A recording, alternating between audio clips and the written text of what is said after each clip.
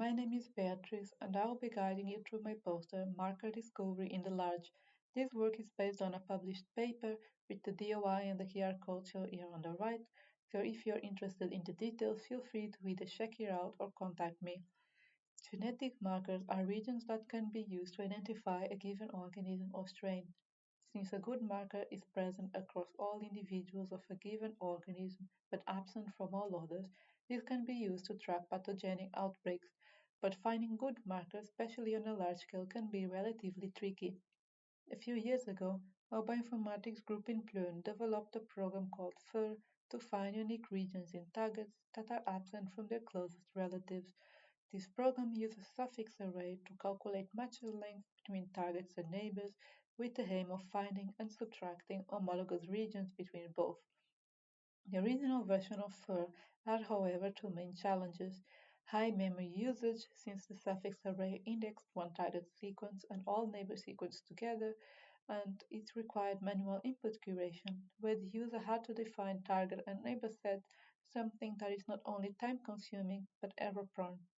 To facilitate the discovery of marker regions, our group decided to address these 2 points and create a pipeline for the identification of marker regions in the large. First, we reduce memory usage by indexing each neighbor genome separately, meaning that the memory requirement is now proportional to the longest neighbor sequence. And secondly, we automated the input curation process and the in silico primer testing to facilitate the whole procedure of automatization. So the whole pipeline can be divided into three steps. First, you find the targets and the neighbors, then you find the diagnostic markers, and third, you design and score the primers. To find the targets and neighbors, you start with listing all of the taxonomical targets and all the taxonomical neighbors associated with your taxon. And to do this, we define taxonomical targets as all those that share the most common recent ancestor. So here in the example would be AT, while all taxonomical neighbors are those that share a parent of AT, so in this case A, T of N. So the list of targets is T1 to T4, while the list of neighbors is N1 to N7. If you're working with taxonomical data, especially in microbial databases, you may be aware that these taxonomies may sometimes be prone to misclassifications.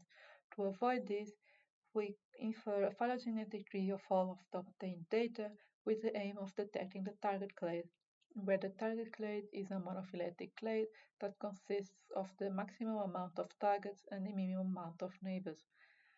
And you can see here is an example of a target clade for Legionella pneumophila, where it actually includes 6 genomes that were misclassified in the database, and that if you were manually curating the input might not be included.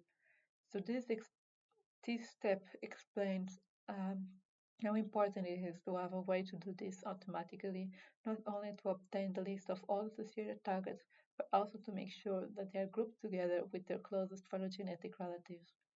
As soon as you have your list of targets and neighbors, you can now go on to the next step where you find the markers. For this, you use FIR that will iteratively compare each neighbor to a target representative and subtract any homologous regions that it finds. After it gets a list of potential marker regions, these marker regions will be intersected across all the existing targets. This makes sure that your final marker regions are present across all targets and absent from all neighbors. At the end, there is a second subtraction step with BLAST, where we actually blast our marker regions against a BLAST database of the neighborhood to make sure that every single thing uh, that is cross-contamination is removed. If you were to compare on the right the resource consumption of the old and the new algorithm, you can see here that on top for simulated data where the sequences are of the same size, previously the memory consumption will just keep on increasing. Currently, however, since the neighbor sequences are all the same size, the memory consumption is relatively stable, meaning that you can increase your dataset to as many sequences as you want without running into memory problems. Additionally, since we also removed the call to an external program, this program is now much faster, so you're also not being penalized in runtime by constructing multiple suffix arrays.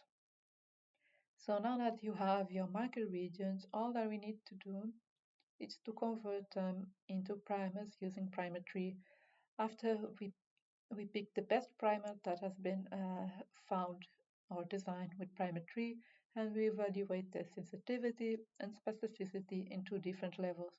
First, based on the taxonomy, this is on how the sequences are originally classified, and then we correct this score based on the phylogeny we infer. So this is a relatively three-step pipeline which we tested at a large scale with a list of 120 reference prokaryote genomes we obtained from the NCBI. So of this list of 120 sequences, you can see here on the left that 10 of them were excluded already from the first step because they did not have high quality neighbors and target genomes right from the start. Of the remaining 110 sequences, we could find a marker region for 96 of them, and we designed a primer for 82 of them. Here, slightly to the left, you have the specificity and sensitivity of all 82 found primers, based on both taxonomy in blue and based on phylogeny in red. And you can see that based on taxonomy, the sensitivity, but especially the specificity, is slightly bad. But when you correct this based on phylogeny, then there is a massive improvement with both specificity and sensitivity hovering around 1 for both of the parameters. So to conclude, this pipeline, how to make diagnostic marker discovery at scale and adapt to new sequencing data, handles classification through phylogenetic correction, and is memory efficient even on large datasets. Additionally, the resulting primers are highly specific and sensitive, at least with in silico checking. All of the tools that have been used for this pipeline, Neighbors, For, and Prim, are available at our Git repository EvoBioInf. If you are interested in running this, you also have a more detailed tutorial named Mapro. With that said, thank you for your attention, and if you are interested in discussing any of the details, feel free to contact me.